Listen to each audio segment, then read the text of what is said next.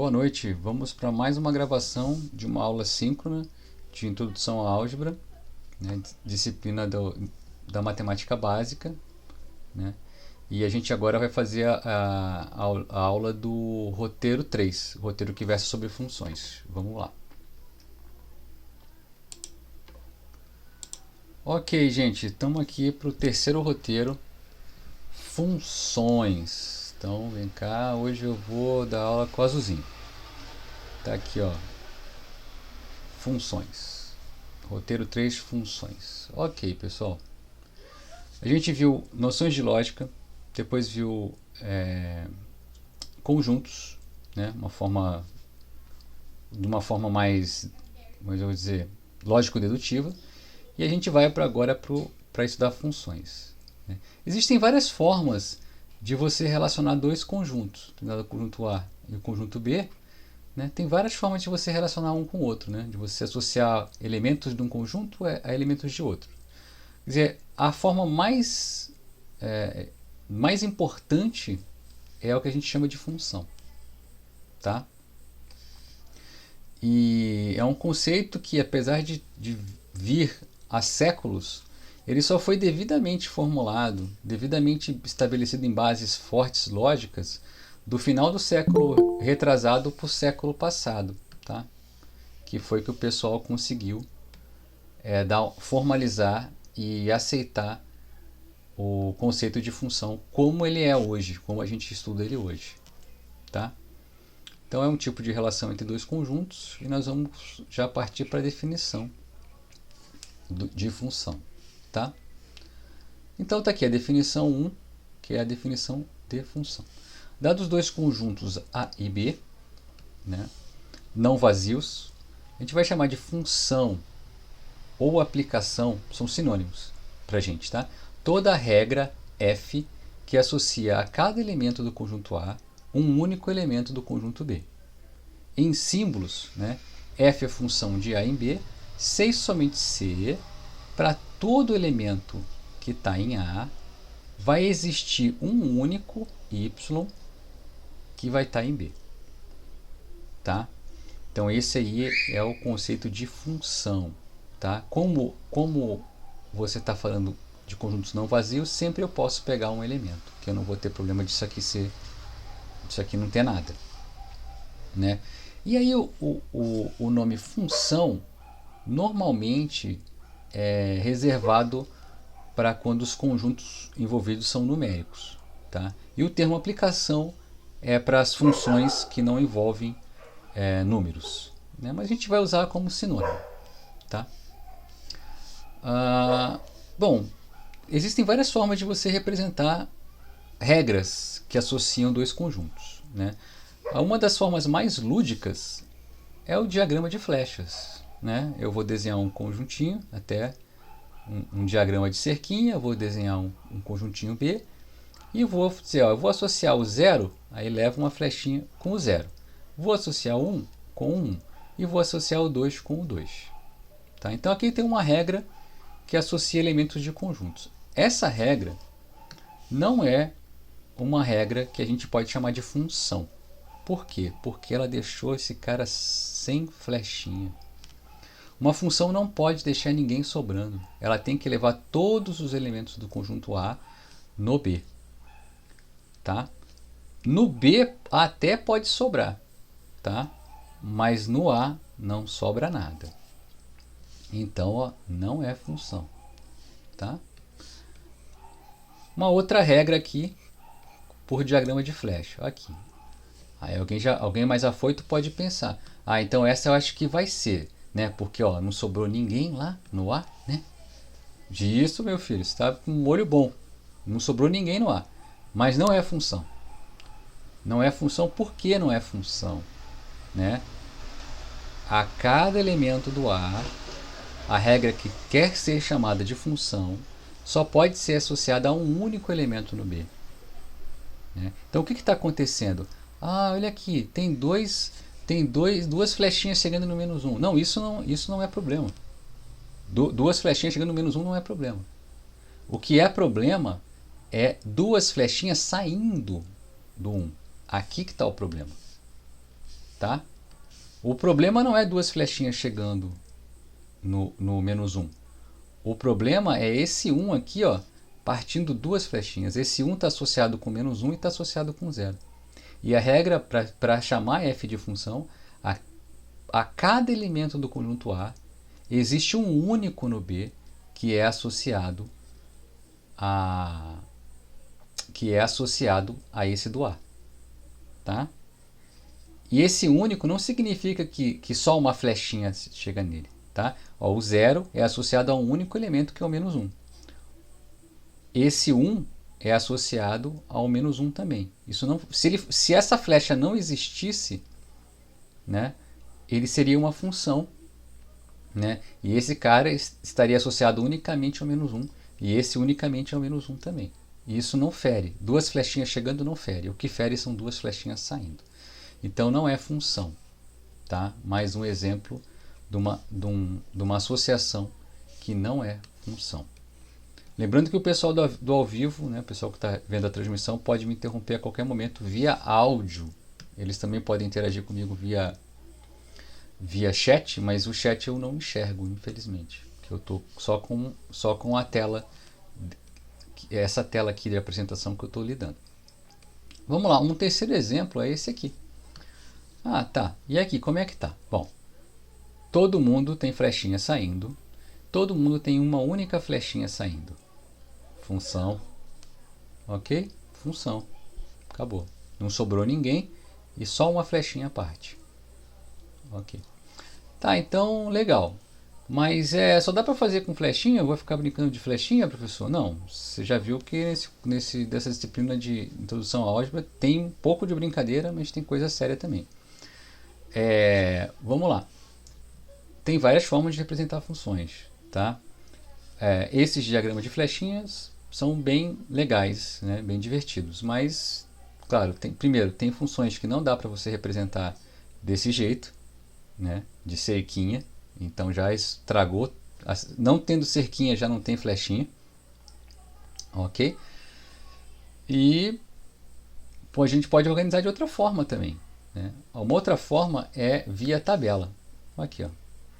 Muito comum tabela. Tá? Como que faz? Né? Aqui são os elementos de A e aqui elementos em B. Aí você está falando, ó, o 0 vai no 0, o 1 vai no 1, o 2 vai no 2, o 3 é menos 1. É a mesma função que essa f aqui de flechinha, né? Só que eu organizei o 0 aqui, ó, organizei o A aqui, 0, 1, 2, 3, né? E coloquei o B aqui, ó, menos 1, 2, 1, 0. E aí, quando eles estão na mesma linha, eu estou dizendo que um tá relacionado com o outro. Né? O 0 com f de 0, que é 0. O 1 com f de 1, que é 1. O 2 com f de 2, que é 2. E o 3 com f de 3, que é menos 1. Ok, então, tabela, flechinha. Mas, gente, tabela e flechinha ainda não dá para conjuntos infinitos. Né? Ainda não dá, ainda tem uma restrição, tá? Então é o seguinte, mãozinha desce, né? Estou falando aqui que representar funções por diagramas ou tabelas nem sempre é possível, né? Então a gente precisa de uma maneira de representar as funções que é mais geral, né? Que englobe mais possibilidades, tá? Normalmente a gente vai escrever, a gente define uma função através de uma sentença aberta, y igual a f de x, que descreve como que você associa o x em A a um y em B. Né? Então, a gente pode escrever essa função inspirados aqui na tabela, né, como um par. Né? A função vai ser vista como um par ordenado, onde na primeira coordenada é um elemento do conjunto A e na segunda é um elemento do conjunto B que foi levado pela função, né? Cujo x foi levado nesse elemento pela função. Então, tá.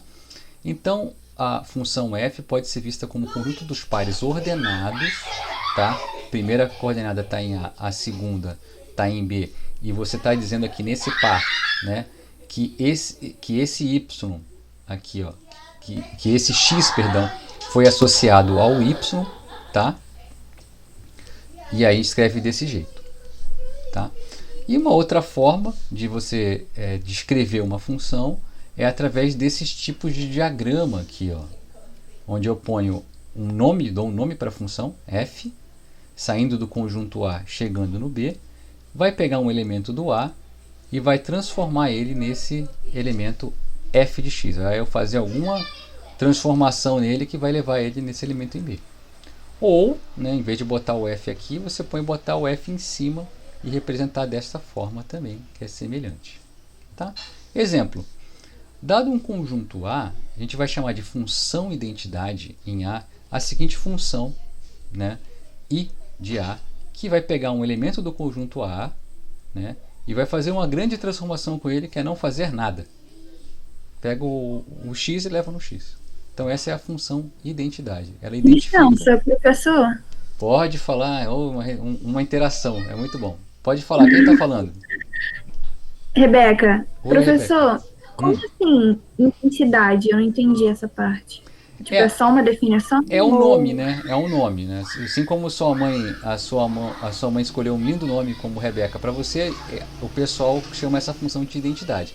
É porque que a identidade, ela identifica, né, o elemento com ele mesmo. Né? Em termos de função, não parece ser grandes coisas, né? Mas mais para frente, quando a gente estiver estudando o conceito de composição, a gente vai entender por que ela é identidade, né?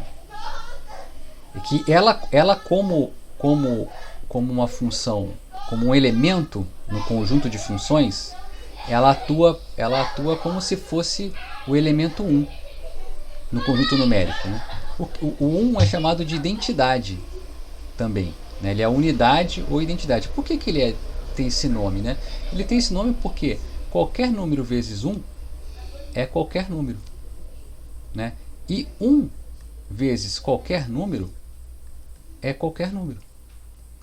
Então, essa propriedade, né, em álgebra abstrata é chamada de identidade. Esse 1 é uma identidade para a estrutura que você está estudando. Tá?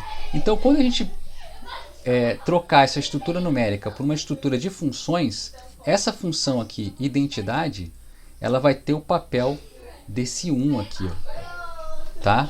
Só que, claro, salvo as devidas alterações, né? Tá, Rebeca? Acho que eu consegui explicar para você. Sim, professor, obrigada. É um nome, né? Mas esse nome não é em vão, sabe? A gente dá esse nome porque a gente quer deixar claro uma certa propriedade. Essa propriedade de identidade é essa propriedade aqui. Quando eu opero multiplicativamente o 1 com qualquer número, ele não faz nada. Então, quando a gente tiver com a operação de composição de funções, pega duas funções, monta uma terceira chamada composição, que é desse roteiro, né? A gente vai ver que essa função identidade tem o mesmo comportamento que o 1. Quando eu faço a composição com a identidade, eu não altero a função.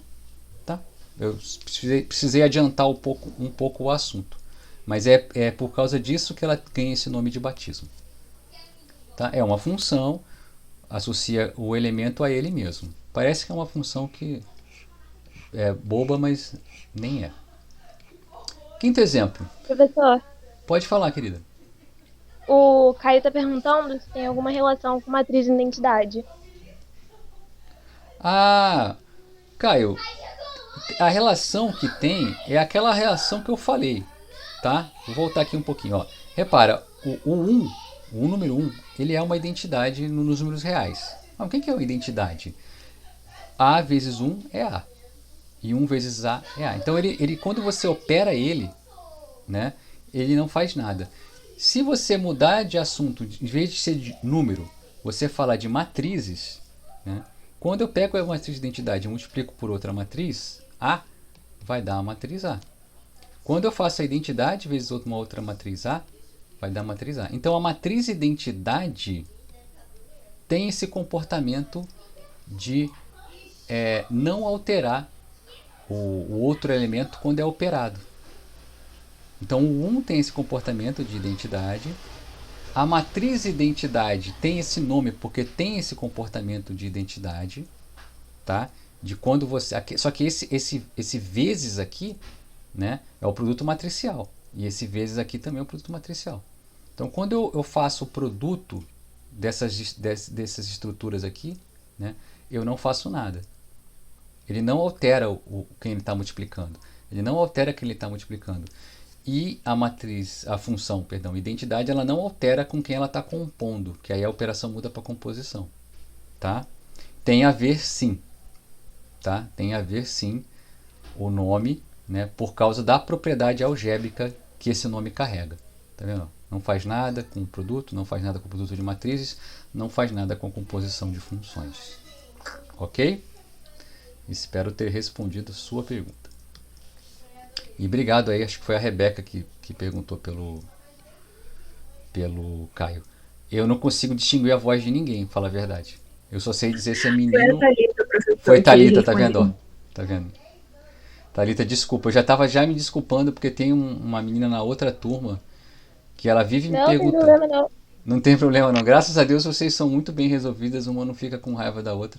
E na outra turma também. Ah, foi fulana que falou. Não, professora, foi ciclana. Desculpa, eu vou perguntar o nome da próxima vez. Ok, próximo exemplo, exemplo 5. Dei um diagrama aqui, uma função de R em R, que vai pegar um número real e vai levar ele no seu quadrado. Tá? Então está aqui, representa uma função que associa a cada x em R, um y em R, tal que esse y é o quadrado do x. Né? Então isso é uma função, está aqui bem representado por esse diagrama. Aqui, ó, tá? É um exemplo de como representar certas funções por diagrama. Né? E aqui é o seguinte, se o par AB está na função f, que é uma outra forma de enxergar a função f. Né? A função f também pode ser vista como um conjunto de pares ordenados, né? Que está me dizendo que o elemento A foi associado com o B. Se o par está aqui em f, esse elemento B é chamado imagem. Tá? Imagem de A, pela função f, ou valor de f no elemento A. E a gente vai escrever assim, ó, f de A é igual a B. Então B é a imagem, né, do A. Tá? E lê-se f de A igual a B. Então aqui está ok, não é novidade.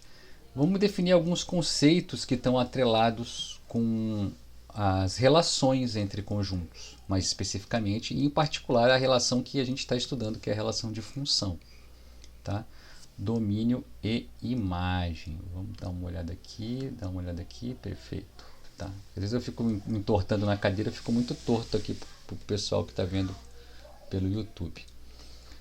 Definição 2. Dada uma relação entre elementos de dois conjuntos, né, uma relação entre A e B, a gente vai chamar de domínio, tá? Vai chamar de domínio o conjunto D dos x que estão em A para os quais existe um B em B, tal que o par xy está em F. Veja bem, eu não falei que é função, eu falei que é uma relação.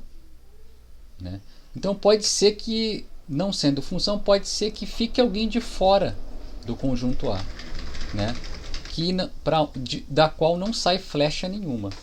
Tá? Só um momentinho que eu vou fazer uma pausa aqui rápida que eu preciso atender uma pessoa importante aqui. Um minutinho só.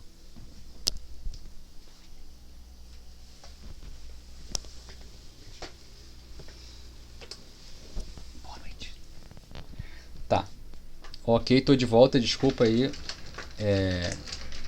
Precisei atender aqui uma pessoa muito importante, a minha filha. E já está atendido. Ok, então, estava falando que é uma relação. Pode ser que a flechinha dessa relação deixe de fora alguém do A. Tá? Não estou falando que é função, então pode deixar de fora alguém. Né?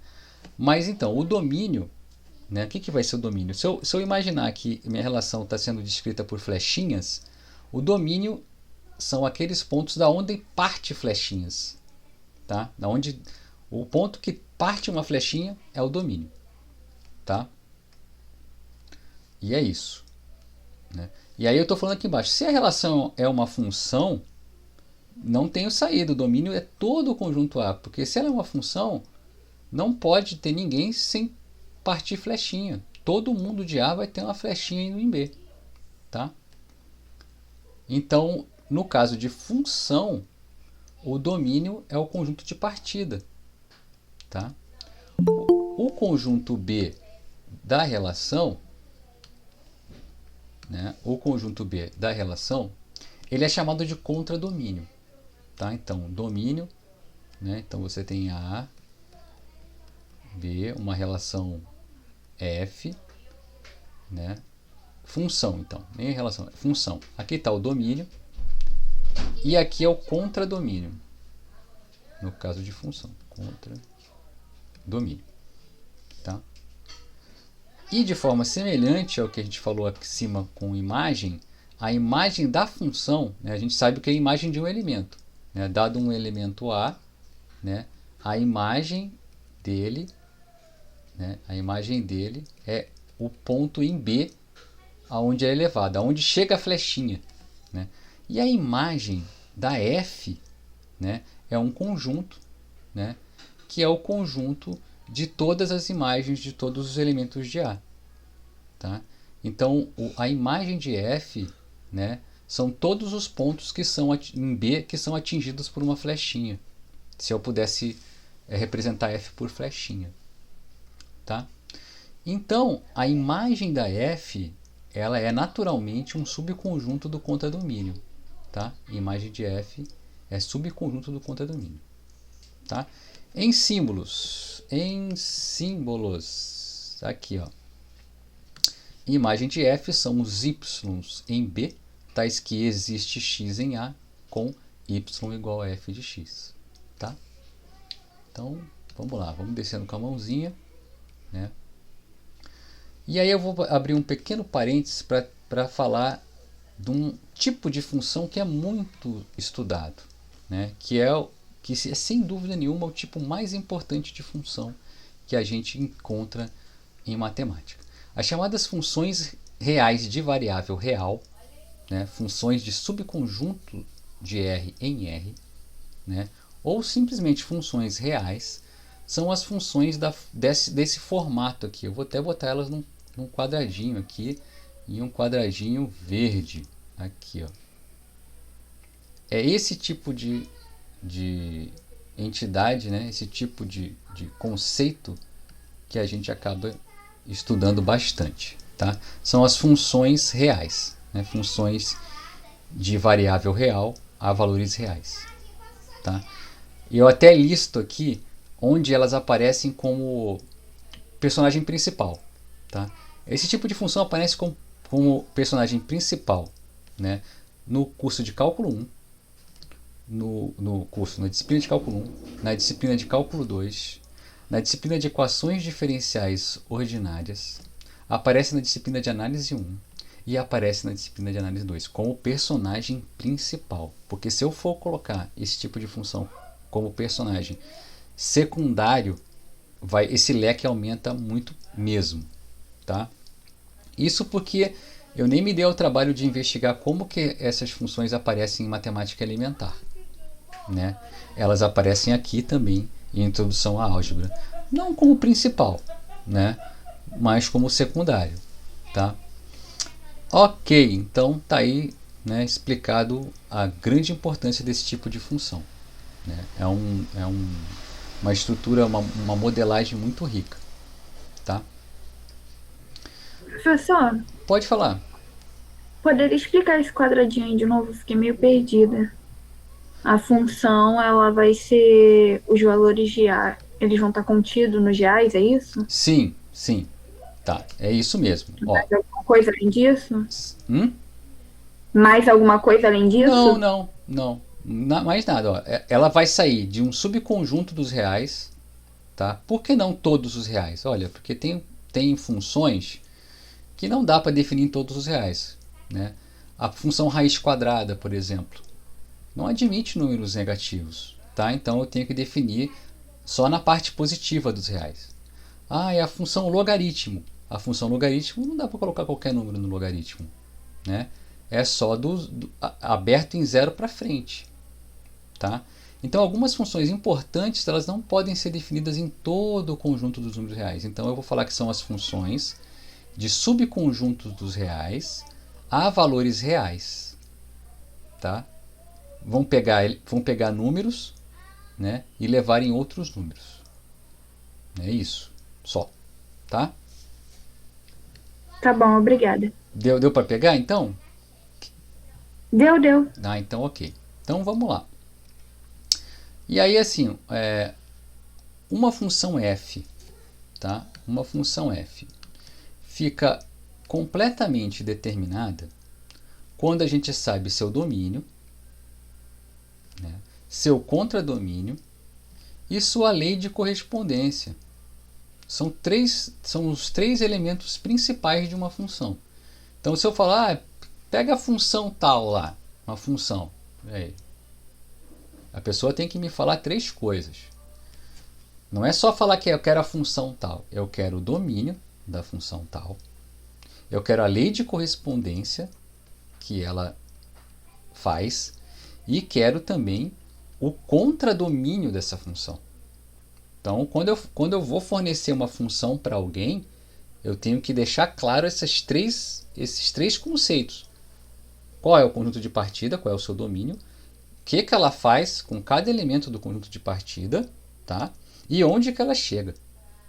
Então, são três coisas que a pessoa tem que fornecer quando ela fornece uma função, tá? Só que, né, para o caso de funções reais, né, quando eu falo funções reais, o que está acontecendo quando eu falo funções reais? Está acontecendo o seguinte, né, eu já estou falando para você que o domínio dela é um subconjunto dos reais e o contradomínio é esse bicho. Então, a parte do contradomínio eu já dei, né? Então, quando eu falo que a função é real, né, já tô cortando uma informação que eu preciso dar, tá? Mas não raras vezes, as pessoas dão somente esta informação aqui, ó, a lei de formação. Pega a função real f de x igual não sei o que lá. Aí alguém pode falar assim, mas o professor de introdução à álgebra falou que tem que dar o domínio. Tem que dar o domínio. Se não der o domínio, não está falando de função. Sim, eu gosto de gente que é fiel, igual eu estou representando aqui. Sim, tem que dar o domínio. Mas tem uma convenção que permite que essas pessoas não deem o domínio, tá?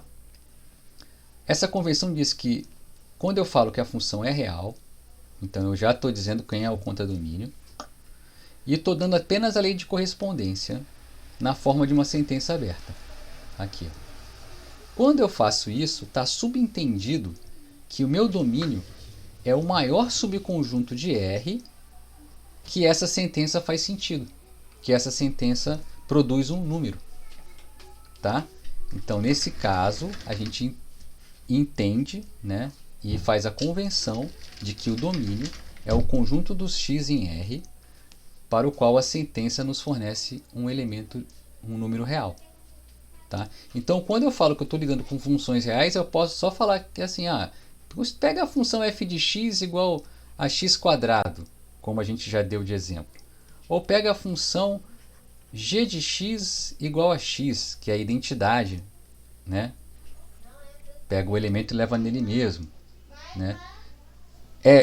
Se eu falar que é a função real, é lícito fazer isso? Sim, é lícito, é legal, tá? É legal, não tem problema. Tá? Então aqui, quando eu falo isso, já estou dizendo que o contradomínio é R, e nesse caso, como para qualquer número real eu posso calcular o seu quadrado, o domínio também é R. E aqui também, domínio R, contradomínio R. Tá? Funções, por exemplo, f de x igual a raiz de x, né? Eu já tenho que tomar um certo cuidado, e parece que alguém tinha entrado aqui, mas... Eu tenho que tomar um certo cuidado, porque eu não posso simplesmente colocar qualquer número real ali dentro da raiz, tá certo? aqui eu tenho que ter um cuidado que esse número tem que ser não negativo, né? Então esse cara aqui tem que ser maior ou igual que zero. Então, no caso da função f de x igual a raiz de x, o domínio é esse intervalo aqui, ó. Tá? Fechado em zero, aberto em mais infinito. Pode falar? Uma dúvida que eu sempre tive. E se usasse os números complexos, não teria como colocar aí ou não? Que eu sempre vejo. Teria. Se você Porque a mexer. Porque a raiz de um número negativo é um número complexo. Sim. Sim. Mas aí não seria uma função real, não é? Ah, sim, Seria uma entendi. função Se tiver, complexa. então, no caso, só se, por exemplo, tiver definido, vai ter que ser o real. Se Sim. não tiver definido, aí poderia usar? Poderia ser? Poderia ser. Vai que você está na. Uma das últimas disciplinas que você vai fazer no curso é funções de variável complexa. E aí lá, sim, lá você vai ver que você pode definir essa função de uma forma maior, mais abrangente. Né? Mas aqui no caso, é assim, quando eu estou restringindo o assunto para funções reais, né? Quando eu falo funções reais, a primeira coisa é que o conta-domínio está definido que é os reais. Né? E aí eu estou isento de te fornecer o domínio. Basta que eu forneça a lei de formação. Mas veja bem, toda a conversa começa com funções reais. Tá? Porque aí o conta-domínio está definido. Se você permitir que se ponha números negativos aqui, já não é mais função real. Porque essa função vai chegar nos números complexos. Tá bom? Ok, professor, obrigada. Nada, a gente vai ver um pouco de números complexos aqui também, mais pra frente. Tem um roteiro de números complexos. Seguindo então, aqui a gente vai ver mais uma coisinha. Outra característica interessante das funções reais é que elas possuem gráfico. Né? A rigor, o gráfico de uma função é um conjunto, não é um desenho. Né? É o grade f, é o conjunto dos pares x, f de x, parece com a... Deixa eu tirar isso aqui. Parece com a definição da própria função como par ordenado. Né? Mas é f é x, f de x, para x no domínio. Tá? Então, o gráfico é esse conjunto. Tá? Mas, né, se você fizer duas representações geométricas da reta real ortogonal, chamado plano cartesiano, né, esse conjunto aqui ganha um desenho. Né, que esse sim é o que a gente está acostumado a chamar de gráfico. Né? Então, às vezes pode ter um desenho assim. Né? Vou até trocar de cor aqui. Esse desenho assim é um clássico desenho de uma função y igual a x quadrado. Pega um número e leva no seu quadrado. Né? Mas a rigor, né, o gráfico é esse conjunto aqui, ó, x quadrado, tá ok, x tá em R, tá? Mas esse conjunto pode ser associado a esse desenho aqui. Tá ok, vamos para a mãozinha, né? E é exatamente o exemplo aqui, ó. Função real, pega o x e leva no x quadrado. O conta-domínio é R, o domínio é R. O gráfico é esse conjunto tem essa representação em forma de desenho, y igual a x quadrado. Tá? E nesse exemplo, né, a gente vai, né, definir o que? A gente tem o que? Que o domínio é todo real. Né? Qualquer número real vai ter um quadrado, então o domínio é todo real. Né? Só o contradomínio é todo real, mas a imagem, né, os pontos, né, no contradomínio aqui, ó, os pontos aqui que são atingidos, né, pela função são todos esses pontos aqui, ó, do eixo y não negativo. Mas por que você não fala positivo, professor? Porque inclui o zero. O zero não é nem positivo nem negativo. Se eu falar que são os números positivos, eu necessariamente tenho que arrancar o zero da jogada. Então eu falo não negativos, tá? É um jeito chique, a gente acaba aprendendo alguns jeitos chiques de falar. E a imagem então são os y em R, tais que y é maior ou igual que zero. Também dá para representar como intervalo, né? É zero, aberto em zero, fechado em zero, aberto em mais infinito. Tá? Ok, vamos para mais uma aqui, ó, definição 3, mãozinha. Duas funções f de a em b e g de c em d, elas vão ser chamadas iguais, tá? Duas funções vão ser chamadas... Ai, tá na seta aqui, vamos voltar. Vão ser chamadas iguais se acontecerem três coisas. A primeira coisa é a igualdade do seu domínio, tá? Primeiro, sim. Quero saber se duas funções são iguais. O que eu vou fazer? Não basta olhar para a cara da função, né, se é que ela tem uma. Né? Você tem que olhar para o domínio, tá, e ver se eles são iguais. Você tem que olhar para o contradomínio e ver se eles são iguais. Tá? Se depois dessas duas igualdades, você vai olhar para o que a função faz. Então, elas vão ser chamadas iguais se elas tiverem mesmo domínio, mesmo contradomínio e fizerem a mesma coisa nos mesmos pontos. Tá? É isso que é a definição de igualdade de funções. Né? Domínio igual, contradomínio igual e fazer a mesma coisa para todos os elementos. Então vamos ver um exemplo. Vou botar um laranjinha aqui. Ó. Exemplo 7. Vou pegar duas funções reais. F de x é raiz de x ao quadrado e g de x é o módulo de x ou o valor absoluto, a função modular. Tá? Então vamos recordar o que é o módulo de um número real. O módulo de um número real, né, é o seguinte, é ele próprio se ele for maior ou igual que zero. E é o simétrico aditivo dele, né, é o menos ele, é o oposto, se ele for menor que zero. Tá? Então se ele for maior ou igual que zero, é ele próprio. Tá? Se for menor que zero, é o oposto, né, é o menos ele, conhecido também como menos ele. Tá? Então tá. Né? Vamos observar que aparentemente as leis de formação são diferentes. Mas aqui a gente está diante de um exemplo de igualdade de funções. Pô, professor, como assim? Não, vamos chegar lá. Primeiro item, eu queria chamar a atenção que eu estou falando de funções reais. E quando eu falo de funções reais, então eu não preciso falar nada, só a lei de formação. Então a gente já sabe que o contradomínio é R das duas. Né? Agora precisamos ver o domínio. Qual é o domínio dessa F? Qualquer número tem quadrado e o quadrado é um número positivo. Então qualquer quadrado de número admite uma raiz. Ou seja, não há restrição em colocar números aqui dentro. Então o domínio é R. Ok. E o módulo? O módulo não faz distinção. Apesar de ele ter uma regra para quando o número é positivo e outra regra para quando o número é negativo, ele não faz distinção, né, de número nenhum. Ele inclui todos. Então, também não há restrição. O domínio também é R. Então, eu tenho domínios iguais contra domínios iguais. E tenho duas expressões, F e G. Eu vou botar a G lá em cima. Tá?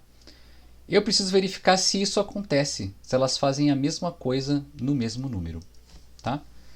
Então tá.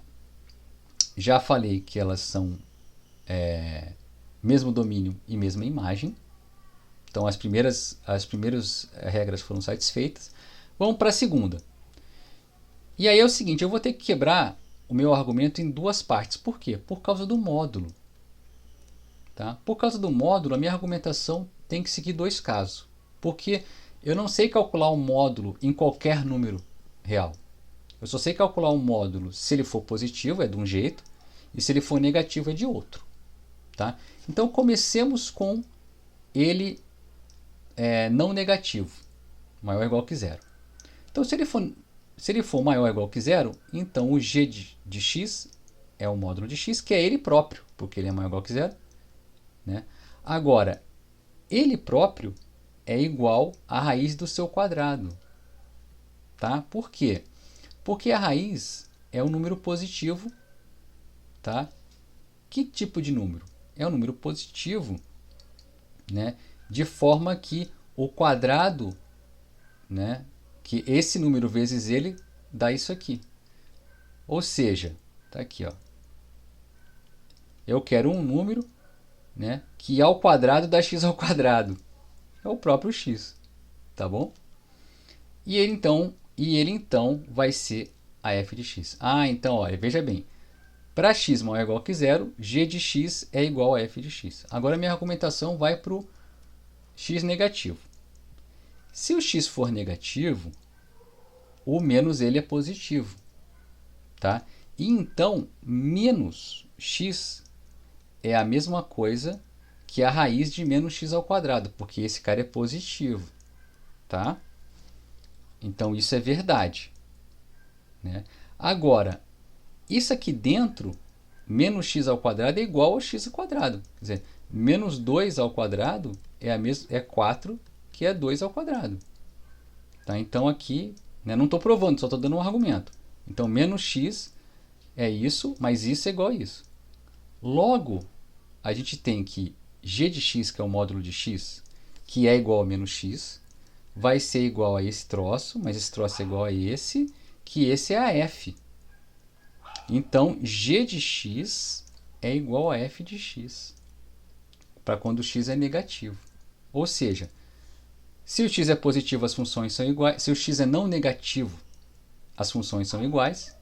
E se o x é negativo, as funções são iguais.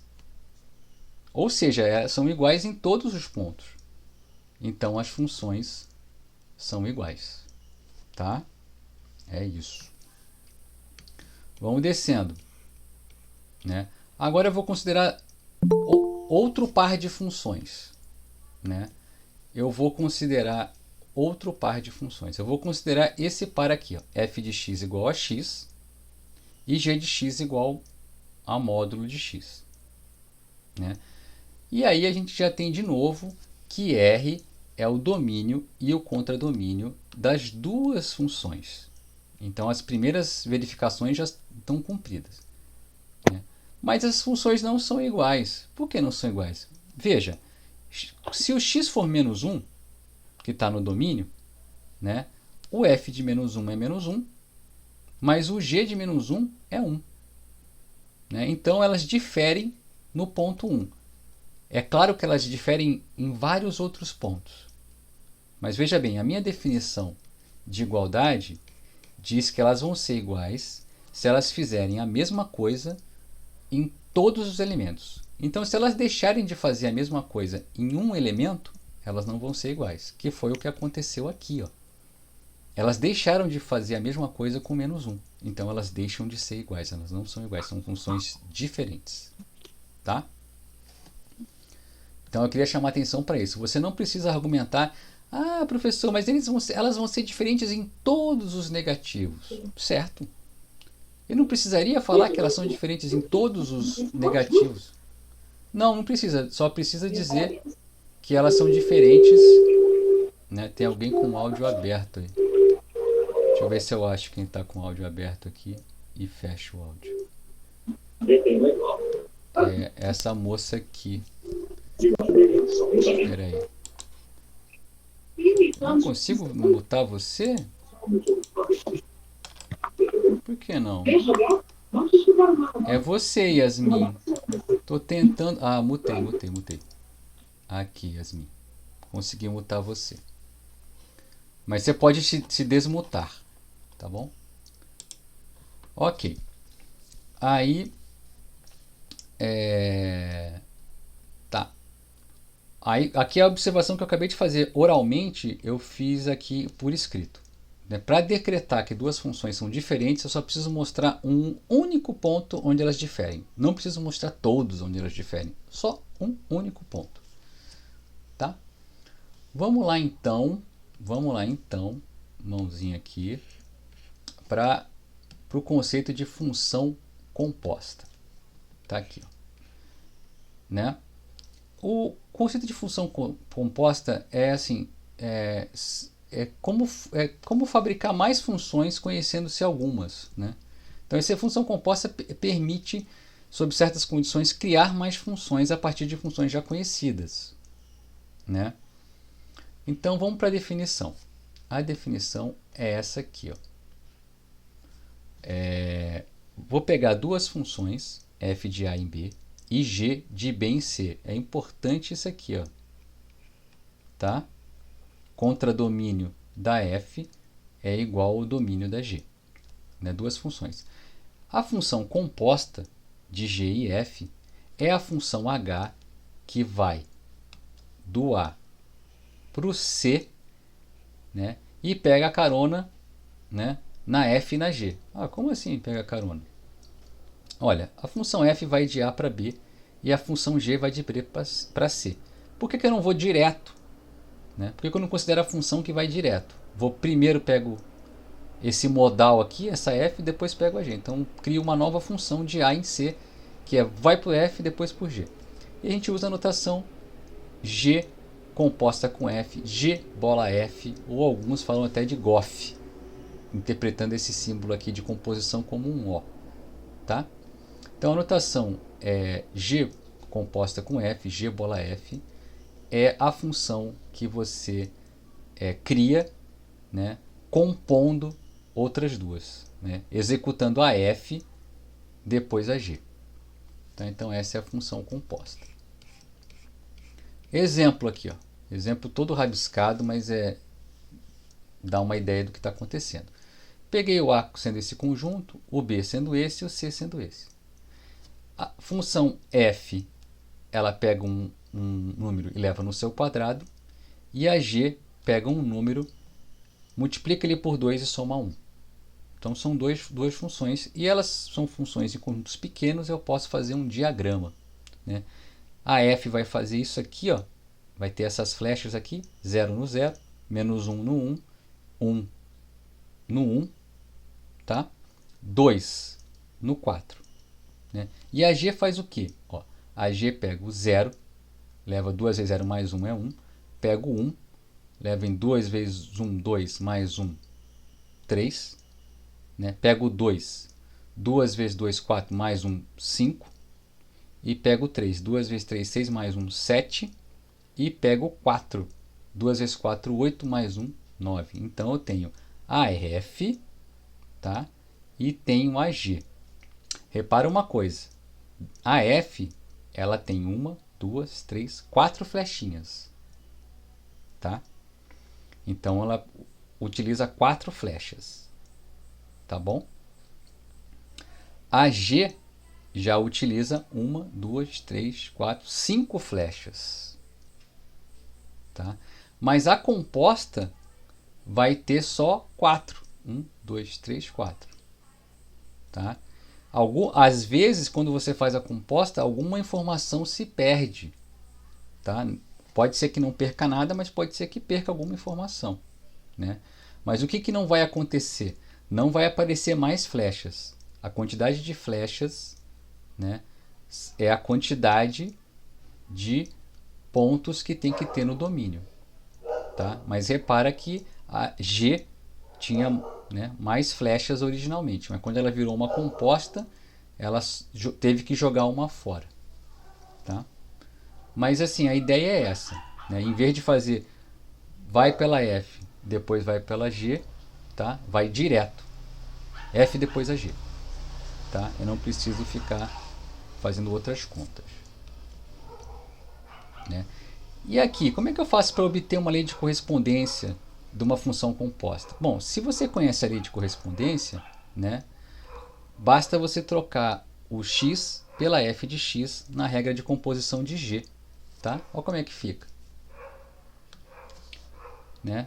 O que a g fazia, né? G de x era 2x mais 1, né? Então agora ela vai pegar um f de x, então a g de f de x vai ser 2 vezes a f de x mais 1. Mas o que é f de x? F de x é x quadrado, então é 2 vezes o x quadrado mais 1. Então a lei de formação da composta ficou 2x² mais 1. Tá? Tá aqui. Então vamos para a mãozinha. Uma observação, vamos ver o que ela está falando. A composta pode ser definida sempre que o contradomínio da F for igual ao domínio da G. Então, se você tem contradomínio da F igual ao domínio da G, você tem a composta definida. Um caso particular é quando a F e a G são funções do conjunto nele mesmo. Então, isso aqui está automaticamente satisfeito, tá vendo? O contradomínio é A e o domínio é A.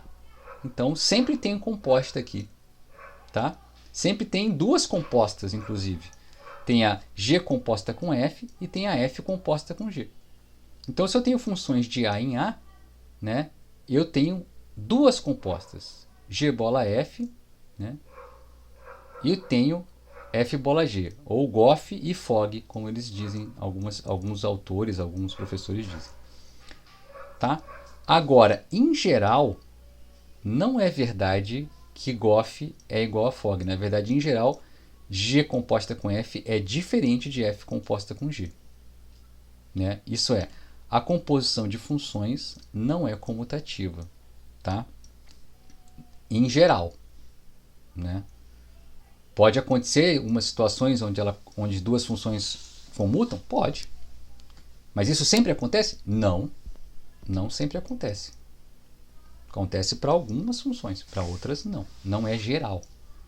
Número é geral. A vezes B é igual a B vezes A para número sempre. Tá? Mas para composição de função não é geral. Tá? E aí tem um exercício aqui para verificar isso. Né?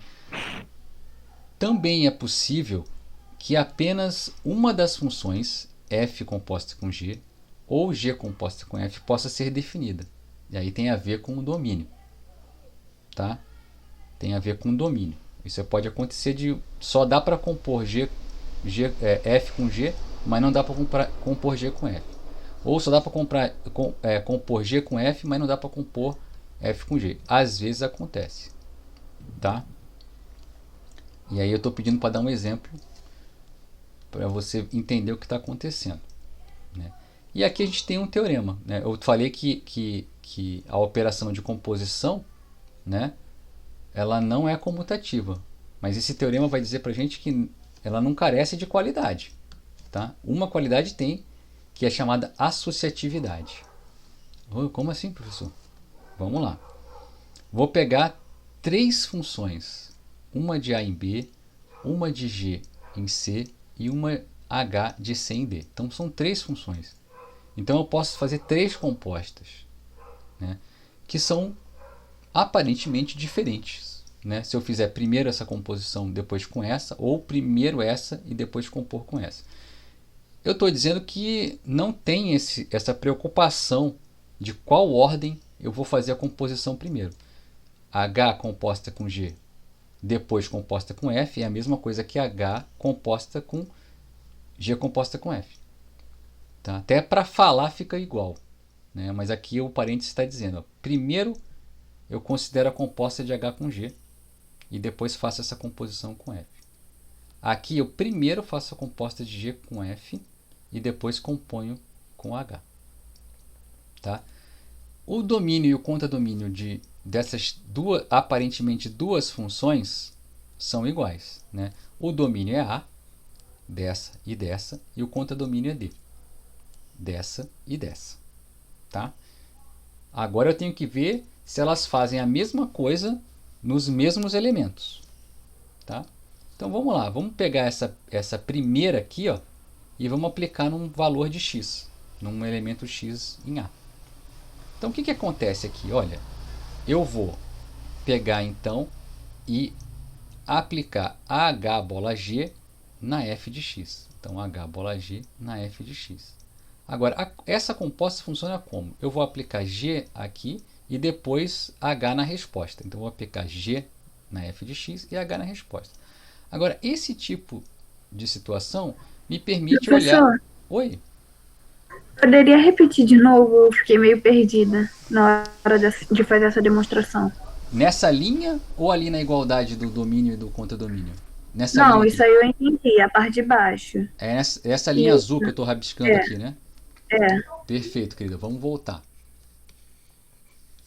Então eu vou pegar e vou considerar um elemento x em A. Um elemento qualquer de A. E vou aplicar esta função aqui neste elemento. Tá bom? O que é fazer isso? Então, eu vou considerar então essa função aqui em x. Agora, como que é a regra de cálculo de uma composta? Né? É o valor de x levado por f no argumento de h bola g, tá certo? Então eu vou pegar aqui, lembra que eu peguei aqui, ó, deixa eu ver se eu tenho aqui uma ideia que eu fiz. Aqui, ó, tá vendo, ó? Aqui, ó. Vou pegar aqui. Ó, aqui é g bola f de x. O que é? Né? É g aplicado no f de x. O que a g faz? Multiplica por 2 e soma 1. Multiplica o f de x por 2 e soma 1. Aí o que a f faz? Né?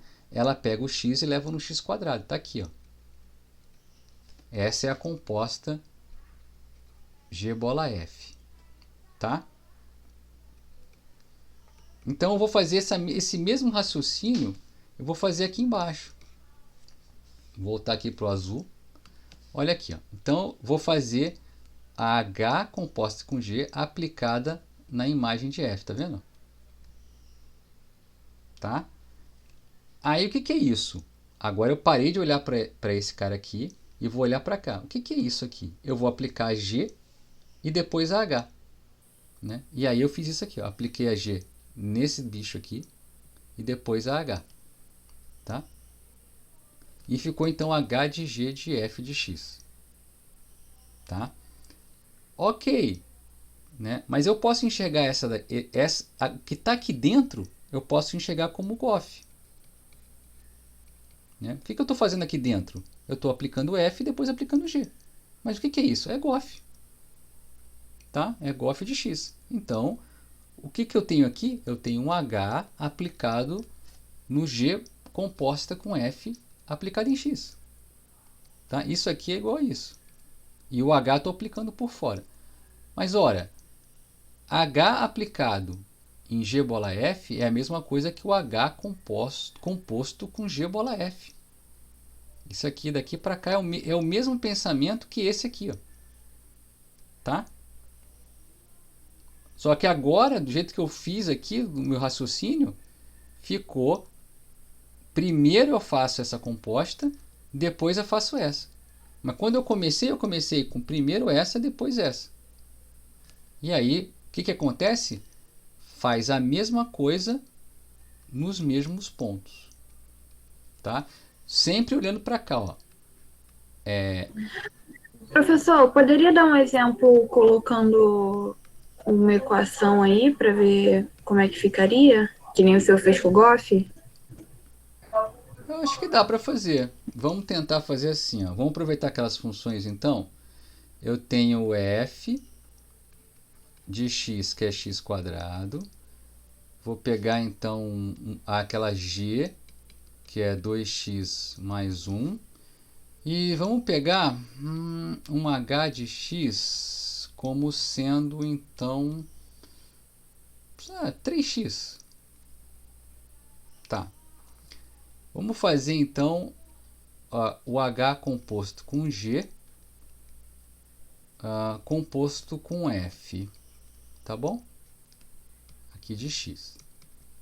Então isso aqui é o h composto com g da f aplicado em f de x. Tá? É isso. Né? Isso aqui é h composto com g de f de x. Agora o que a f faz? Pega o x e leva no x quadrado. Então isso aqui é h composto. Aqui eu posso botar o x quadrado aqui também. Ou eu posso carregar esse f de x. Eu acho que eu vou carregar esse f de x. Depois eu substituo ele no final. Vou carregar ele. Agora, o que isso aqui faz? Isso aqui é H de G de f de x. O que a G faz? A G multiplica por 2 e soma 1. Então, isso aqui é H aplicado em 2 f de x mais 1. E o que H faz? Ela multiplica por 3. Então, isso aqui é 3, 2f de x mais 1. Tá? Então, o que é, né? O que é, então, essa expressão aqui toda? Então, eu vou voltar para cá. Ó. Essa expressão aqui, né, vai ser 3 vezes 2. O que a f faz, cara? F leva no quadrado. Tá? Então, eu vou trocar o f de x por x quadrado. Mais 1. Tá? Então, eu estou aqui. E agora eu vou fazer o seguinte. Eu vou enxergar isso como? Eu vou enxergar isso dessa forma. Isso aqui é 3, tá? Que multiplica 2x quadrado mais 1. Tá, você escreveu a mesma coisa, professor. Ah, tá, escrevi, mas olha o que tem aqui dentro. Aqui, ó. Sabe o que tem aqui dentro? Isso aqui é 3 vezes... Isso aqui é AG de x quadrado. Ou seja, isso aqui é 3 vezes a G composta com f de x. Então, eu posso botar até aqui. Tirar esse daqui. Tá? Isso aqui é 3 vezes a G composta com f aplicada em x. Tá? Ó. Isso aqui, x quadrado, é f de x. E o que é isso? Isso aqui é... Aqui é nada mais, nada menos do que H composta com G composta com F aplicada em X. Você viu agora? Ó? Olha como é que eu comecei. Ó. Comecei com parênteses aqui. Ó. Fui fazendo a conta, fui fazendo a conta, fui fazendo a conta, conta. Terminei aqui. É o mesmo raciocínio que está mais abstrato aqui em cima. Tá bom? Tá bom, professor, obrigada. Mas resolveu Minha cabeça mesmo? deu umas voltas aqui, mas eu entendi. O quê? Minha cabeça deu umas voltas aqui, mas eu entendi. Girou, mas viu o que está acontecendo? É só um jeito de falar as coisas e Sim, ordenando. consegui entender. Tá? Ok. Eu vou ter que apagar isso aqui que eu fui fazendo conta para... Eu vou só apagar aqui. Professor, Pode falar. o senhor falou que H composto em GOF função de x é o mesmo que H composto em G composto em F, certo? Uhum. Eu posso simplesmente começar a conta direto em H composto em GOF? De uma vez aqui, assim? Peraí, deixa eu ver. Não, é porque lá em cima o senhor colocou H composto em G Composto com composto F. em F. Lá em cima, sobe um pouquinho. Aqui. Sim, o senhor falou que H composto em G composto em F é o mesmo que H composto em G composto em F. Uhum. Eu posso começar já com o H composto em GOF? Ah, desse lado pro outro? Pode. Pode. Esse caminho aqui, ele vai e volta. Você podia começar daqui, falar que isso é igual a isso, que isso é igual a isso. É aqui que é o ponto-chave da demonstração. Eu posso enxergar isso aqui de duas formas.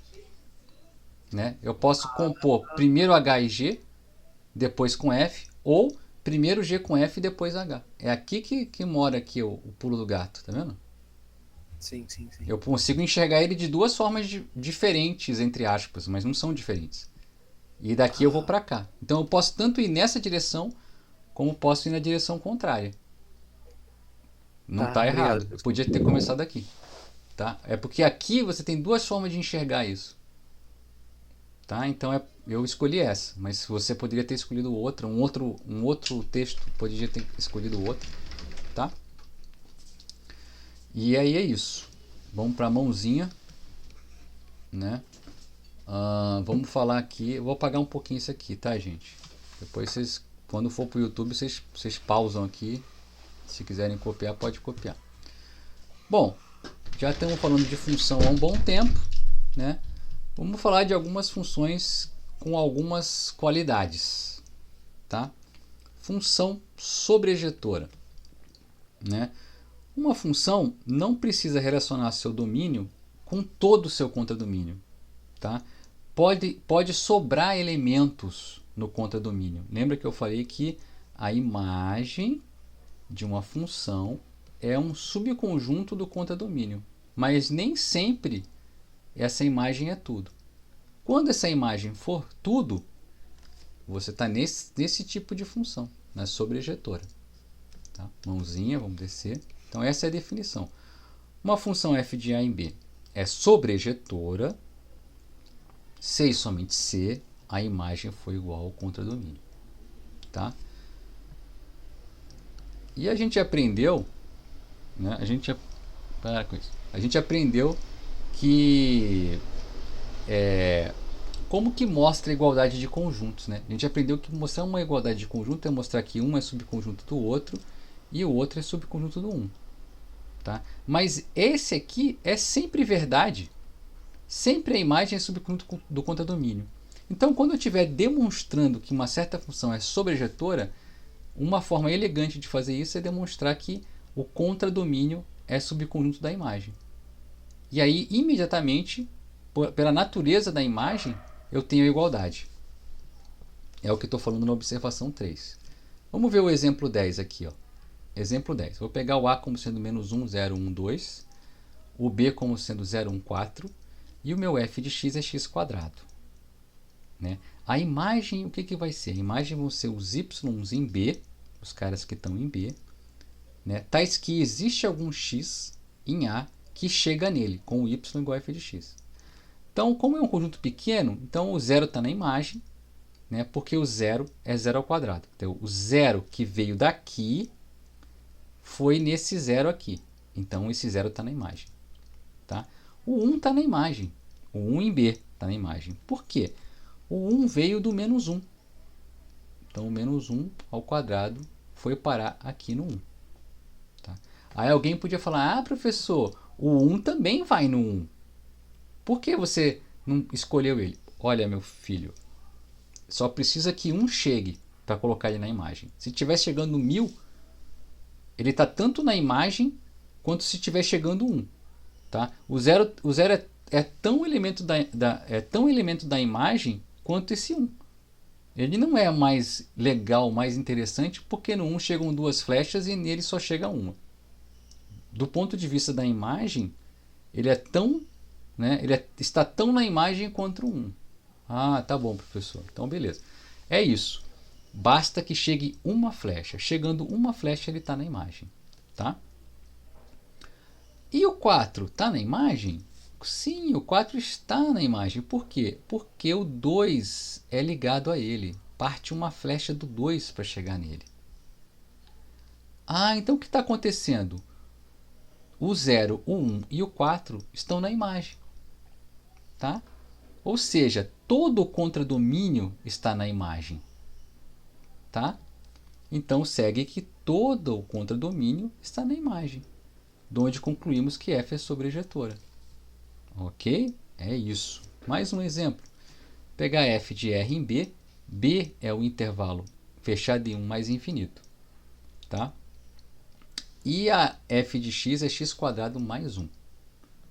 Tá? X quadrado mais 1. Afirmamos que esta função é sobrejetora. Agora, a pessoa que fez esse exemplo quer acabar comigo, porque eu fiz por flechinha. Como é que eu vou fazer uma flechinha para cada número real, levando nesse intervalo aqui? Bonito agora, aprontou comigo. Não aprontou, porque ficar querendo fazer as coisas com flechinha também, faça-me o favor. Vamos fazer com todo o poder que os 2 roteiros anteriores nos deram. Tá certo? Vamos lá então. Vamos pegar aqui um B qualquer no contradomínio, tá? Se ele está no contradomínio, ele está nesse intervalo, tá? Fechado em 1 mais infinito. Então eu posso garantir a você que esse B é um número maior ou igual que 1. Tá? Ele está nesse intervalo. Então eu peguei um B no contradomínio, seja B no contradomínio. Como o contradomínio é esse intervalo, então esse B é maior ou igual que 1. Agora, ser maior ou igual que 1 é a mesma coisa que dizer que B menos 1 é maior ou igual que 0. Ok? É a mesma coisa. Se ele é maior ou igual que 0, eu tenho permissão para aplicar uma raiz quadrada nele. Né? Ou seja, raiz quadrada de B menos 1 é um número real. Né? Só que esse número real, né, não é um número real qualquer. Se eu aplicar f nele, o que vai acontecer? Se eu aplicar f nesse número, né, o que a f faz? Pega um número, eleva ao quadrado e soma 1. Então, eu vou pegar esse cara, esse raiz de b menos 1, vou elevar ele ao quadrado e vou somar 1. O que vai acontecer? Quando eu elevar o b menos... Aqui tem um erro de digitação. Não, está certo. Quando eu pegar a raiz de b menos 1 e elevar ao quadrado, vai sobrar o b menos 1, que somado com 1 dá b. Tá? Ou seja, o b está na imagem. Ah, mas por que está na imagem, professor?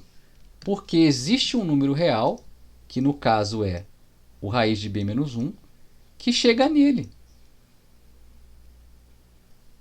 Tá? Então, qualquer bzinho nesse intervalo possui um número real que chega nele. Né? E como b é qualquer elemento de b, isso quer dizer o quê? Isso quer dizer que todo elemento do contradomínio é um elemento da imagem. Tá? Mas isso é suficiente para garantir que o contradomínio é igual à imagem, porque a imagem sempre é subconjunto do contradomínio, então ela é sobrejetora. Tá? Eu precisei mostrar que para cada B aqui dentro vai existir um número que chega nele. Pode ter mais que um? Pode. Entendeu? Pode. Professor, Pode falar. o senhor falou de A subconjunto de B ou B subconjunto de A. E o senhor falou também dos roteiros anteriores. No caso dos domínios, podemos ter o caso de ter um domínio ou contradomínio vazio? Não. Não? Não, não. Não, porque a definição de função já começa exigindo que tanto o A quanto o B seja não vazio. Lá no comecinho desse roteiro 3. Ah, sim, sim. Lá no comecinho do roteiro 3 eu já excluo a possibilidade do vazio. Tá bom? Tá bom. Se você tiver o roteiro aí perto de você aí de alguma forma, você vai lá que você vai ver. Já é a primeira exigência é que não seja, o A e o B não sejam vazios. Tá bom? Então não tem como acontecer isso aí. Teorema 2. Teorema 2. Se as funções f de A em B e g de B em C são sobrejetoras, então a composta é sobrejetora. Tá? Então isso é uma coisa que a gente pode demonstrar. Né? Então o que eu tenho que fazer? A gente que está aprendendo a demonstrar, eu vou com um pouco de cuidado aqui. Então a minha hipótese é o seguinte, ó, essa f, né, se são sobrejetores. Então na minha demonstração eu vou poder usar que a f e a g são sobrejetoras. Tá? E vou querer mostrar que a composta é. Isso eu posso usar, né? E isso é o que a gente chama de hipótese. Tá? Isso aqui eu tenho como verdade. E quero demonstrar que essa verdade acarreta nessa verdade aqui. Essa aqui é a tese. Tá? Então, a nossa hipótese vai dizer o quê? Que a f é sobrejetora. Mas o que é ser sobrejetora? A imagem dela é igual ao contradomínio. Aí a g também é sobrejetora. O que é ser sobrejetora? A imagem dela é igual ao contradomínio. A gente quer mostrar o quê? A tese. O que é a tese? Mostrar que a composta é sobrejetora. Tá? E a gente vai lembrar que basta mostrar que este contradomínio C está contido na imagem da composta. Tá? E vamos para essa demonstração. Vou pegar um Czinho aqui no contradomínio. Olha, a imagem de G é C. Eu falei isso aqui, ó. A imagem de G é C. O que isso quer dizer? quer dizer que tem alguém em B, algum ponto em B que chega no C, né? Então existe um Bzinho em B com C igual a G de B. Tá? Por quê? Porque a G é sobrejetora. Ah, mas a F é sobrejetora também. Né? Então, isso quer dizer o quê? Né? Que todo elemento em B tem alguém que a F leva nele. Ou seja, esse Bzinho que eu falei que existe, ele está em B. Então, tem alguém em A que é levado nele pela F. Então, existe um Azinho em A com F de A igual a B. Ah, então o que acontece? Ó, esse A é levado em B, o B é levado em C. Então existe um A aqui que é levado em C pela composta, né? Logo existe A em A, tal que o C é o G do F de A. Ou seja, o C é G composta com F aplicado em A. E então o C está na imagem da composta. E aí está a demonstração. Tá bom? Ok. Ninguém gritou, então deve estar bom. Né? Ok. Outra qualidade de função, acho que dá para dar tempo de a gente ver isso aí, é função injetora. Aqui. Né? O que acontece? Né? Ó, o exemplo da função real f de x igual a x quadrado. Quer dizer, tanto o 1 quanto o menos 1 vão na mesma imagem. Tá? Ela pega elementos distintos, né? E leva no mesmo elemento. Né? Quer dizer, aqui esse camarada aqui, esse bonitão, tem duas flechinhas chegando nele. Né? Isso acontece com algumas funções. Né? Agora, em algumas situações, esse tipo de situação não é desejável. Tá? Em algumas situações, essa característica não é legal. Né? Então, eu vou criar um nome para as funções onde isso não acontece. Onde cada elemento na imagem provém de uma única flecha.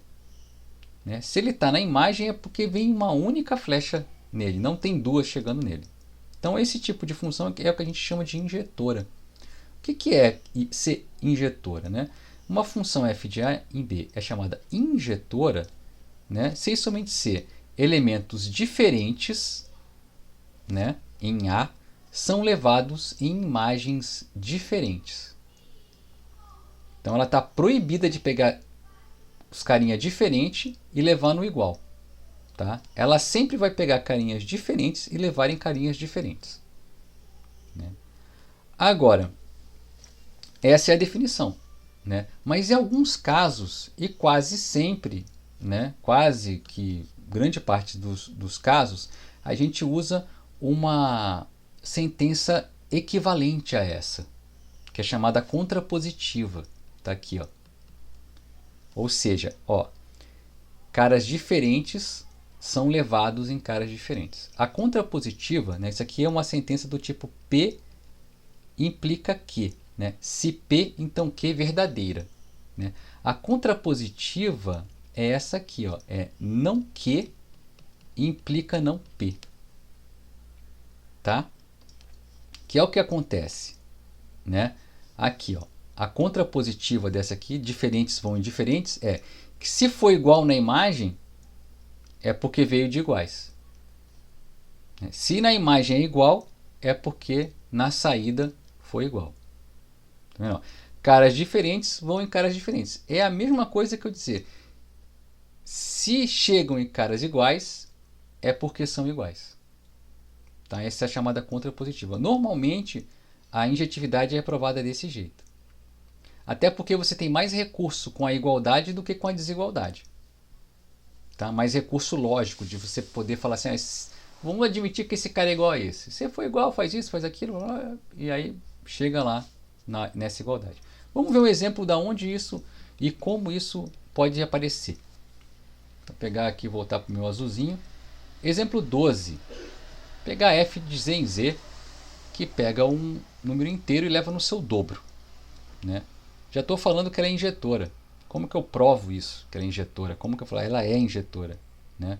Eu não posso simplesmente pegar todos os pares de números inteiros e falar assim, um diferente de 2, então o dobro do 1 é diferente do dobro do 2, o 3 é diferente do 5, então o dobro do 5 é diferente do dobro do 3. Não tem como fazer isso. Eu tenho que usar um argumento que vai englobar todos os números inteiros. Então eu vou fazer o seguinte, vamos pegar x1 e x2, números inteiros, e vamos supor que a f leva esses dois caras no mesmo. Né? Isso é, o dobro do x1 é igual ao dobro do x2. Olha, mas se o 2 vezes x1 é igual a x2, isso é verdade se somente ser 2 vezes x1 menos x2 é zero. Passa ele para cá, subtraindo, põe o 2 em evidência, então tá, ok, é verdade. Tá, mas um produto de números inteiros só é zero se algum dos fatores for zero. Olha o produto aqui. O 2 não é zero. Então, esse fator é zero. Então, a única forma de um produto de inteiro ser zero é se um dos seus fatores for zero, logo, x2 menos x1 é zero. Ora, mas isso é a mesma coisa que dizer que x1 é igual a x2. Ou seja, mostrei que se f de x1 é igual a f de x2, então x1 é igual a x2. Que é a contrapositiva da definição de injetividade. Ou seja, f é injetora. Ok? Teoreminha aqui, que ainda dá tempo. Teoreminha é esse aqui, tá? Se as funções f de a em b, tem um misprint que eu vou corrigir aqui, Mas o que esse b está fazendo aqui? Ah, eu já corrigi ele, pô. Espera só um instantinho. Eu já corrigi esse arquivo, tem que só postar esse corrigido. Acho que no roteiro original não tem o b aqui, eu acho. No roteiro original. No que está postado aí para vocês. Eu consertei, acho que hoje, isso aqui. Se as funções f de a em b e g de b em c são injetoras, então a composta também é injetora. Lembra a sobrejetora, né? Se duas funções são sobrejetoras, a composta é sobrejetora. A injetividade, né, também é uma propriedade que tem essa característica. Se duas funções são injetoras, a composta também é injetora. Ok, mãozinha. Então vamos para a demonstração, né? Aqui, vamos pegar então, eu vou fazer aquela demonstração da contrapositiva, que é bem mais rica, né? Vamos pegar, a princípio, dois elementos em A, x1 e x2, tais que a composta é igual. Tá? Eu vou começar esse argumento e vou querer chegar no final que esses caras são iguais. Tá? Então eu pego que a composta é igual. Né? Agora, como é que é a composta? G é composta com F é G aplicado em F de x1. E G é composta com x2 é G aplicado em F de 2. Então eu tenho, isso aqui é equivalente a dizer que G aplicado em F de x1 é igual a G aplicado em F de x2. Ora, mas a G é injetora. A única forma de a G de dois elementos serem iguais é se os dois forem iguais. Né? Então, como G é injetora, necessariamente eu tenho que ter F de x1 igual a F de x2. Tá? Não posso ter isso aqui diferente, é igual. Espera aí, mas a F também é injetora. Ou seja, ela não pode levar elementos diferentes no mesmo lugar. Então, pela hipótese da F ser injetora, eu tenho que ter x1 igual a x2. Logo, se a composta for igual, é porque os pontos são iguais. E isso quer dizer que ela é injetora. Tá? É isso. Né? Então, aí, cheguei na 6. Eu vou um pouquinho mais para frente, vamos ver se eu consigo pelo menos matar essa seção de função bijetora, deixando o finalzinho para a próxima aula de repente. Vamos lá então. Função bijetora. Né? Se não ficou claro ainda, apesar do nome parecido, sobrejetora e injetora, elas não são propriedades equivalentes. Tá? Sobrejetividade e injetividade, em geral, são independentes. Eu posso ter sobrejetora sem ser injetora. Eu posso ter injetora sem ser sobrejetora. Eu posso ter as duas coisas acontecendo. Eu posso ter nenhuma das duas coisas acontecendo numa função. Tá? Então são propriedades independentes, uma não acarreta na outra, né? Geral. Existem situações onde sim, uma acarreta na outra, tá? Mas em geral, se eu não colocar muita condição ali, uma coisa é uma coisa, outra coisa é outra coisa. E bem independente, tá? Por isso que eu vou chamar de função bijetora aquelas que têm essas duas propriedades. Ela é sobrejetora e injetora. Tá? Então ela é chamada bijetora. A definição é essa. Uma função é chamada bijetora se e somente se ela for sobrejetora e injetora. Vamos ver aqui um exemplo. Esse exemplo 13 aqui. Pegar f de r em r. F de x é 3x mais 2. Tá? A função f é bijetora, com efeito. Espera aí, vamos mostrar o que primeiro? Tem que mostrar duas coisas. Tem que mostrar que ela é sobrejetora e injetora. Com efeito, vamos começar mostrando a injetividade. Então, o que eu vou fazer? Peguei já o jeito, professor. Pega 2 pontos e fala que a f é igual. Vou fazer isso mesmo, já que você está me falando. Peguei 2 pontos, x1 e x2, e vou supor que a f é igual. Está aqui, ó, f de x1 igual a f de x2. Agora, o f de x1 vai ser 3x1 mais 2 e f de x2 vai ser 3x2. Tá. Então, 3x1 mais 2 igual a 3x2 mais 2. Eu vou poder subtrair por menos 2 dos dois lados e vou poder multiplicar por 1/3 dos dois lados. Tá vendo? Né? Ou simplesmente fazer... Isso é uma forma de fazer, ou então... né, cortar o 2 e passar esse 3 para lá e ficar com 3 que multiplica x2 menos x1 é igual a 0. Tá? Passe todinho isso aqui para cá, vai cortar o 2 com 2. Agora, de novo, aquela história de que um produto de inteiros dando 0 significa que um dos fatores é 0. Agora, esse fator não é 0, então só esse tem que ser 0. Então, x1 menos x2 é igual a 0, que é equivalente ao x2 ser igual ao x1. Pô, isso aí mostra que f injetora. Joia! Isso mostra que f injetora. Se 2 pontos têm a mesma imagem, é porque eles devem ser iguais. E a subjetividade, como é que eu faço? Olha, querido, você vai ter que pegar um número real, aqui no contradomínio, e mostrar que tem alguém que chega nele. Então, vamos começar com isso. Vamos pegar um y real. Tá? Agora, o que a função faz, né? Ela multiplica por 3 e soma com 2. Então, se eu fizer o contrário, é bem capaz de eu achar. Né? Se eu pegar um cara na imagem e fizer o contrário disso, é bem capaz de eu achar. O que é o contrário disso? Né? Eu vou subtrair por 2 e dividir por 3. Pera, então, seja y em r. Vou pegar o x como sendo y menos 2 sobre 3. O y é real. Posso subtrair por 2? Pode. Posso subtrair por 2. Tá, dá um número. Dá. Eu posso dividir por 3? Pode. Todo número é divisível por 3. Né? Real. Então tá.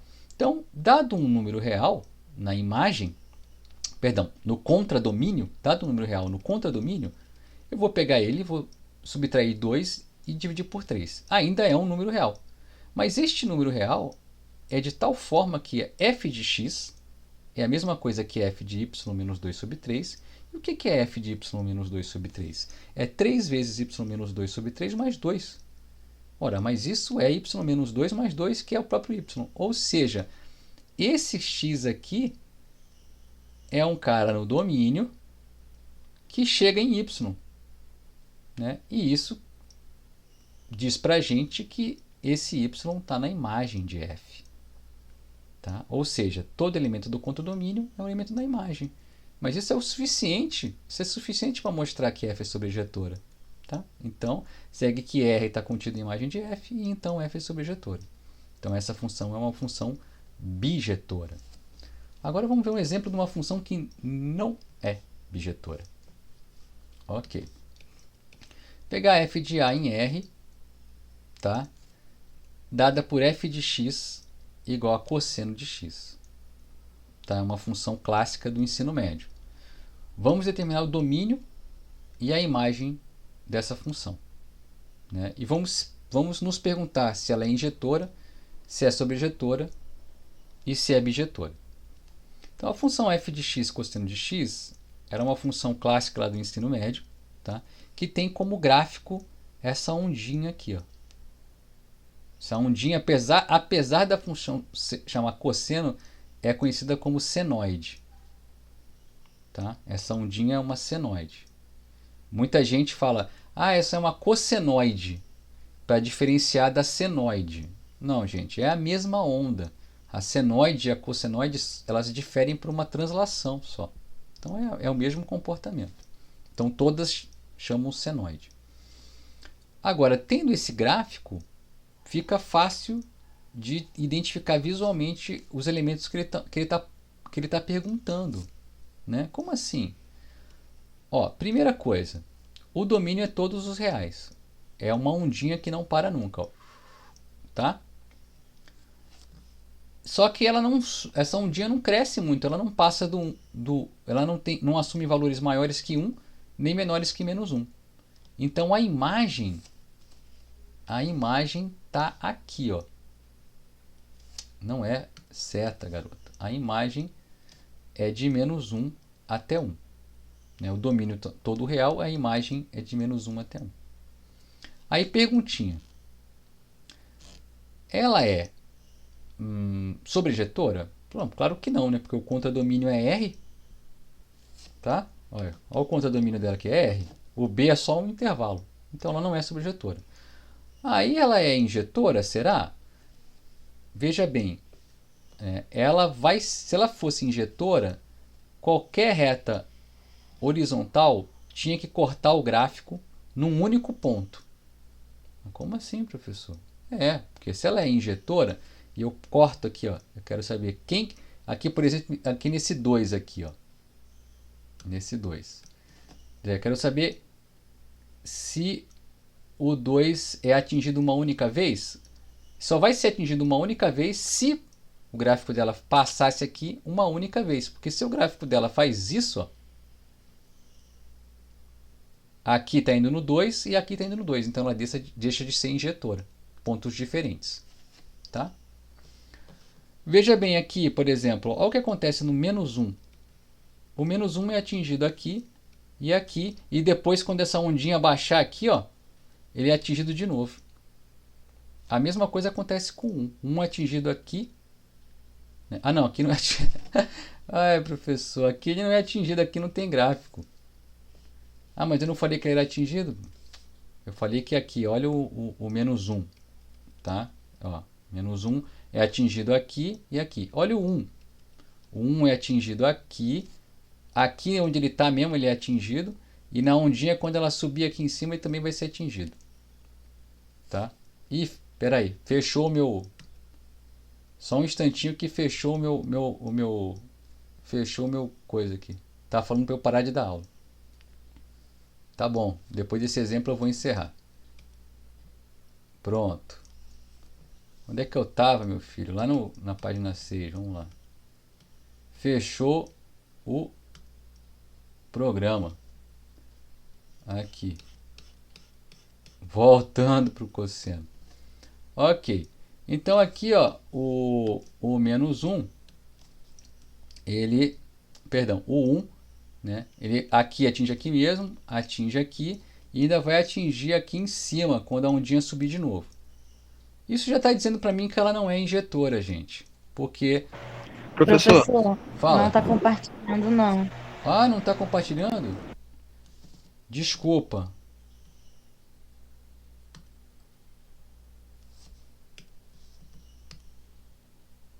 Agora tá, né? Sim. Sim? Sim, agora tá. Ok, desculpa. O programa fechou sozinho. E aí quando eu abri, ele abriu aqui no... Eu só verifiquei aqui no programa que grava, né? E não verifiquei. Achei que automaticamente ele fosse abrir no Meet. Então eu vou voltar um pouquinho rapidinho. Aqui. Então, ó, esse 1 aqui, ó, ele é atingido pelo cosseno de 0. Mas ele também é atingido por esse cosseno desse número aqui, ó, um pouquinho maior que 6. E ele vai ser atingido quando a onda voltar aqui em cima de novo. Ó. E ele vai ser tido aqui também, tá? Então isso já diz para mim que ela não é injetora, tá?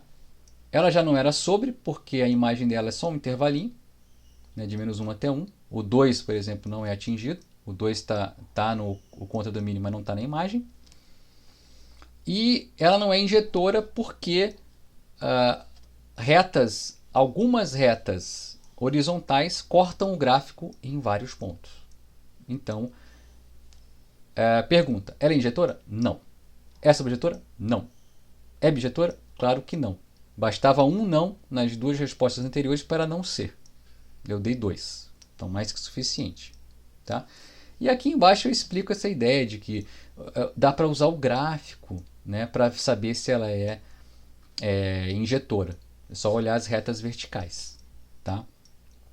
E aqui eu já estabeleço que ela não é injetora, né, porque o cosseno de 0 é 1, o cosseno de 2π é 1 e por aí vai. Né?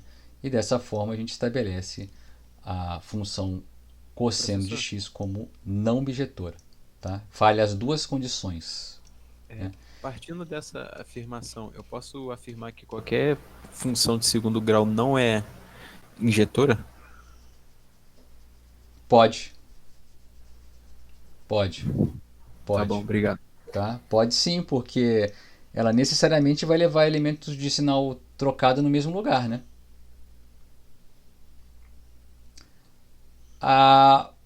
Olha, com devido cuidado, tá? Se você falar assim, posso falar que funções reais, quadráticas, não são bijetoras? Não são injetoras? Aí eu falo, pode. Tá? Se eu não botar o nome função real, eu posso fazer umas traquinagem e fazer dela uma função bijetora. Tá? Eu posso simplesmente sumir com o domínio, né? Sumir com o domínio, parte do domínio dela. Eu posso fazer uma cirurgia, sumir com parte do domínio dela. Aí eu sumo com parte do domínio, era justamente a parte que fazia ela deixar de ser injetora. Mas a rigor, as funções quadráticas, né, reais, aquelas que têm gráfico como sendo uma parábola, ou com cavidade para cima, ou com cavidade para baixo, elas jamais vão ser injetoras, né? Porque você vai cortar elas em 2 pontos com retas horizontais. Então a resposta sua é um pouco delicada, né? Porque se eu estiver trabalhando na generalidade de funções, eu posso construir funções quadráticas que são injetoras. Tá? Ok? Entendi. Obrigado, professor. Tá? Por exemplo, eu sou capaz de tornar a função cosseno bijetora. Bijetora não. Tornar a função cosseno sobrejetora. Mas como assim? Isso agora é mágico, professor? Não, não sou mágico. Eu vou aqui e falo que a função cosseno não vai em R.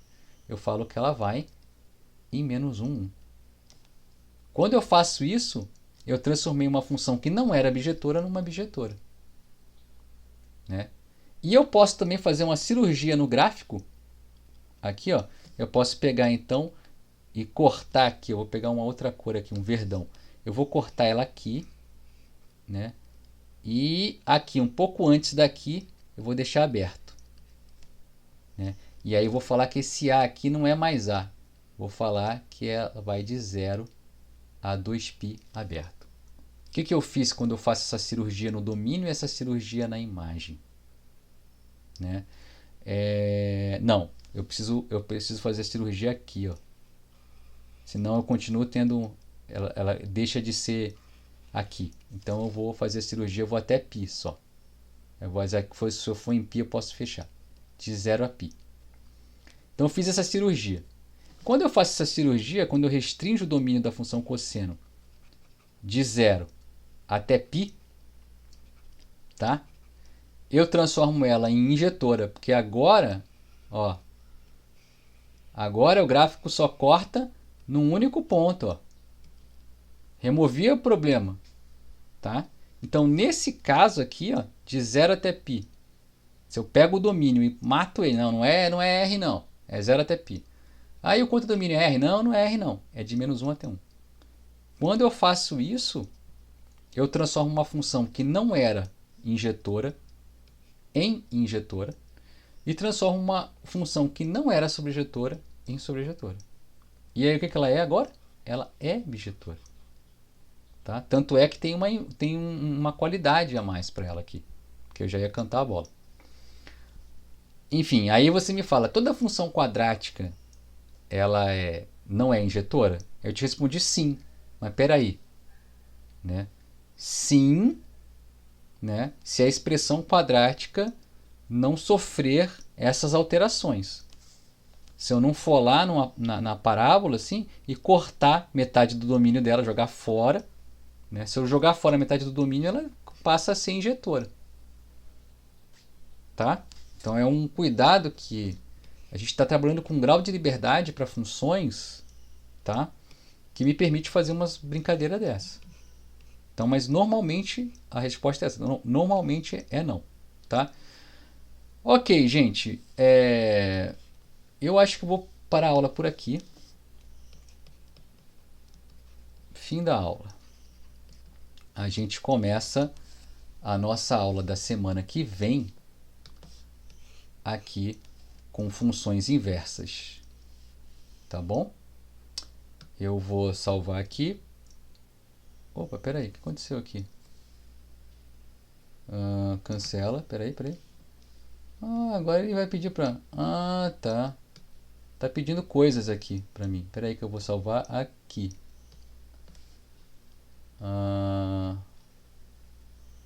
Salva aqui nesse aqui, pô, tá bom. Replace. Tá bom, salvou. Tá? Então aqui ficou para a próxima aula, função inversa. Eu vou falar tchau pro pessoal da gravação e volto pro pessoal do ao vivo, tá? Então,